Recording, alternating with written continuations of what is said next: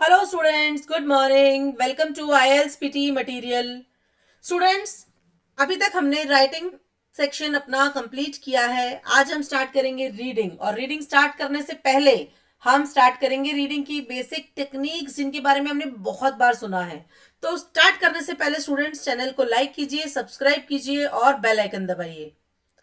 तो चलिए, क्या है वो technique students? Skimming and scanning. ये दो वर्ड्स ऐसे हैं जो सबको ऐसा लगता है कि अरे यार, ये क्या है स्कीमिंग एंड स्कैनिंग। अपने आप में बहुत ही चैलेंजिंग वर्ड्स है ना। वर्ड्स ही इतने डिफिकल्ट है, इनका मीनिंग ही नहीं समझ में आ रहा, तो स्ट्रेटेजी कैसे समझ में आएगी? तो इसके लिए आपको इतना टेंशन लेने की जरूरत ही नहीं है स्टूडेंट्स। स्कीमिंग और स्कैनिंग बहुत सिंपल होता है, बहुत सिंपल भी होता है, और इनके मीनिंग को हम बाइफरकेट इजीली कर सकते हैं। तो पहले हमको ये समझना जरूरी है कि स्किमिंग और स्कैनिंग क्या होता है, क्योंकि रीडिंग में हमको 1 आवर मिलता है स्टूडेंट्स, ओनली 1 आवर। ठीक है, अगर आप 1 आवर में एक पैसेजेस भी पढ़ेंगे, 3 बड़े पैसेजेस, 3 लॉन्ग पैसेजेस आप पढ़ेंगे और 40 क्वेश्चंस करेंगे, तो कैसे पॉसिबल है? मैंने आपको ये भी चीज पहले ही बता दूं, जो मैं आपको आगे हर वीडियो में बताने वाली हूं, कि आप 1 मिनट से ज्यादा एक क्वेश्चन को नहीं देंगे। तो अगर आप एवरेज भी मान लें 40 क्वेश्चंस हैं, तो आपके 1 मिनट के हिसाब से 40 मिनट तो क्वेश्चंस के ही हो गए ना। 40 मिनट्स तो यही हो गए। तो आपके पास कितना टाइम बचा? 20 मिनट्स ओनली। 20 minutes only. अब 20 मिनट्स में आप 3 पैसेजेस को समझोगे भी, 3 पैसेजेस के आप जो है समरी भी निकालोगे, कैसे पॉसिबल है? तो अगर आपको ये दो ट्रिक्स नहीं आती, स्किमिंग और स्कैनिंग, तो आप रीडिंग को गिवन पीरियड ऑफ टाइम में खत्म नहीं कर सकते, and this is for sure. ठीक है, तो चलिए हम शॉर्टकट में समझते हैं कि स्किमिंग और स्कैनिंग होता क्या है। सबसे पहले हम समझते हैं स्किमिंग। स्किमिंग मतलब, देखिए, इस वर्ड को हम 2 पार्ट में डिवाइड करते हैं। स्किमिंग, स्किम, स्किम क्या होता है? स्किम मतलब स्पीड। स्किमिंग का मतलब होता है स्पीड रीडिंग। ठीक है, स्पीड रीडिंग, जल्दी जल्दी पढ़ना। जल्दी जल्दी पढ़ना मतलब जो लंबे लंबे टेक्स्ट आते हैं, जो लंबे लंबे पैसेजेस आते हैं, उनको एक जनरल ओवरव्यू देना। ओवरव्यू मतलब ऊपर ऊपर से पढ़ना, आपको डिटेल में नहीं जाना है students. You have to skim read every passage. Question answers पे जाने से पहले, देखिए, हर कोई आपको ये बोलेगा कि पहले क्वेश्चंस पे जाइए, देन आप पैराग्राफ पे जाइए। No, you don't have to do that students. Reading में कभी भी डायरेक्ट क्वेश्चंस पे नहीं जाना है। सबसे पहले पैसेजेस की स्पीड रीडिंग करनी है, जिसे हम स्किमिंग कहते हैं। ठीक है, नाउ क्या करना है आपको स्किमिंग के लिए? करना क्या है स्पीड रीडिंग के लिए? सबसे पहले आपको फर्स्ट पैराग्राफ पढ़ना है। फर्स्ट पैराग्राफ क्या होता है स्टूडेंट्स? हमें पता है कि फर्स्ट पैराग्राफ में इंट्रोडक्शन होता है। ठीक है ना।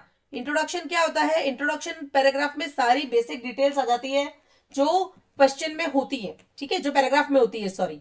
हम जब ऐसे भी लिखते हैं तो भी क्या होता है, इंट्रोडक्शन में हम सब मेन डिटेल्स बता देते हैं। ठीक है, मेन डिटेल्स इंट्रोडक्शन में बता देते हैं कि हमने इस पैसेज में क्या लिखा है। ठीक है, then last paragraph. Last paragraph मतलब कंक्लूजन। ठीक है, कंक्लूजन, कंक्लूजन पैराग्राफ में हम पूरे के पूरे ऐसे को कंक्लूड कर देते हैं। ठीक है, तो हमको सबसे पहले क्या करना है? फर्स्ट पैराग्राफ पढ़ना है, इंट्रोडक्शन। लास्ट पैराग्राफ पढ़ना है, कंक्लूजन। और first sentence of each body paragraph. ठीक है, तो कोई भी ऐसे जैसे लिखा होता है, जब हम लिख रहे हैं तो हम इसी तरह से लिखते हैं ना, इंट्रो, बॉडी 1, बॉडी 2, कंक्लूजन। ठीक है, तो बॉडी 1 और बॉडी 2 के फर्स्ट लाइन में हमें बेसिक आइडिया लग जाता है कि उस पैराग्राफ में क्या है।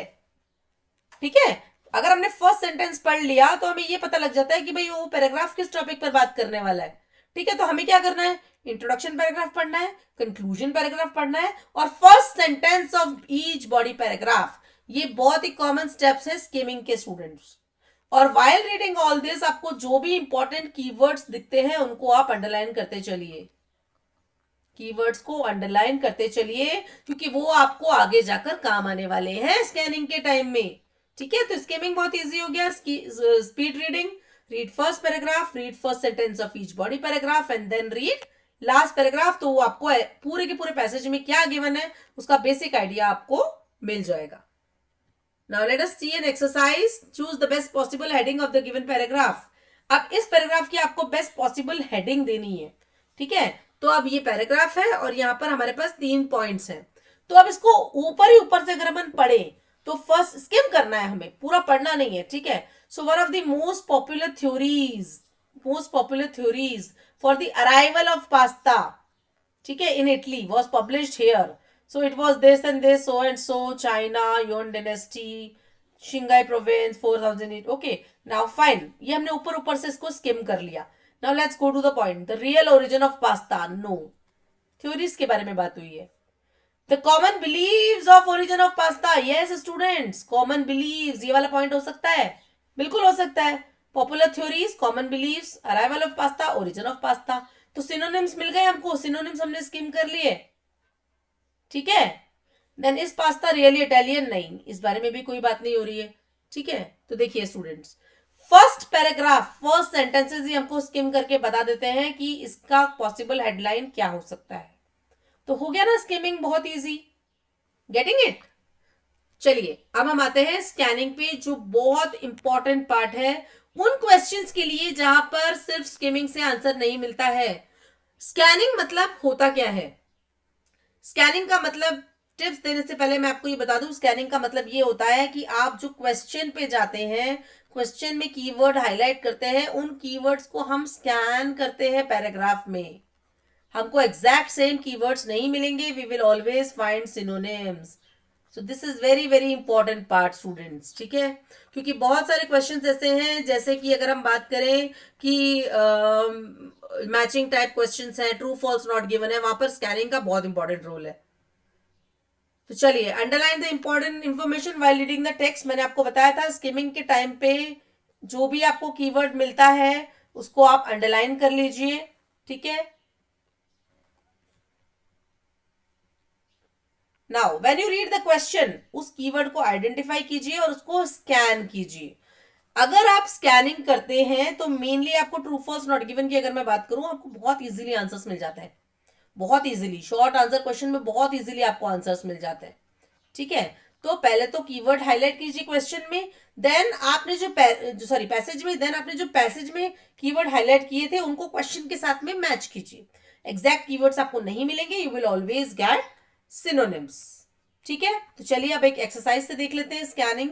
What is the aim of the text? तो एक टेक्स्ट गिवन है, इसका एम आपको बताना है कीवर्ड स्कैन करके. ठीक है. अब इसके लिए हमें क्वेश्चंस पे पहले जाना पड़ेगा. ठीक है, स्कैनिंग के लिए.